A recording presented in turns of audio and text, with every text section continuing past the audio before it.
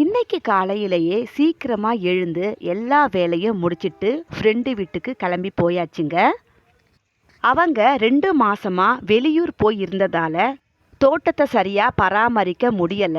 எல்லா தொட்டிகளிலுமே களை செடிகள் நிறைய வளர்ந்து இருந்துச்சுங்க. அதையெல்லாம் க்ளீன் பண்ணி கொஞ்சம் ரீபாட் பண்ண வேண்டிய வேலை இருந்துச்சு. ஹெல்ப்புக்காக என்ன வர சொல்லி இருந்தாங்க. இந்த மாதிரி தோட்ட வேலைகள் செய்ய எனக்கு ரொம்பவே பிடிக்கும். அதனால சீக்கிரமாவே கிளம்பி போயிட்டேங்க. 2 பேரும் சேர்ந்து இன்னைக்கு தோட்டத்தை க்ளீன் பண்ண ஆரம்பிச்சிட்டோம். ஃபர்ஸ்ட் நாங்கள் சூஸ் பண்ண செடி இந்த ரோஜா மல்லிகை செடிங்க. இந்த செடியை நான் தான் அவங்களுக்கு கொடுத்திருந்தேன். செடியில் சுத்தமாக வளர்ச்சியே இல்லைங்க. எல்லாமே பக்க கிளைகள் காய்ந்து இருந்துச்சு. இருந்தாலும் 2 குட்டி குட்டியாக மொட்டுக்களும் இருந்துச்சு. தொட்டியில் இருந்த செடியை எடுத்து கீழே வச்சுட்டோம். அதுக்கப்புறம் மெதுவாக அதுக்குள்ளே இருந்த புற்களை எல்லாத்தையுமே ரிமூவ் பண்ணி ஆரம்பிச்சிட்டோம். புற்களுடைய வேர் ரொம்ப அதிகமாக இருந்ததுனால அந்த செடியில் இருந்து அதை ரிமூவ் பண்ணவே முடியலைங்க.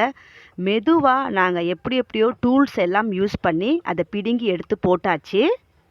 மொத்தமாக அந்த செடி முழுவதுமே களை செடிகள் தான் ஆக்கிரமிச்சு இருந்துச்சுங்க. ஒரு வழியாக செடியை தனியாகவும் களை செடியை தனியாகவும் பிடுங்கி எடுத்தாச்சுங்க. இப்போது செடியை நம்ம தொட்டியில் ரீபாட் பண்ணலாம். அதோடைய மண்ணெல்லாம் ரொம்ப கட்டியாக இருந்ததுனால கொஞ்சம் வேரை லூஸ் பண்ணிவிட்டு மறுபடியும் அதை அழகாக ரீபாட் பண்ணி வச்சுட்டேன்.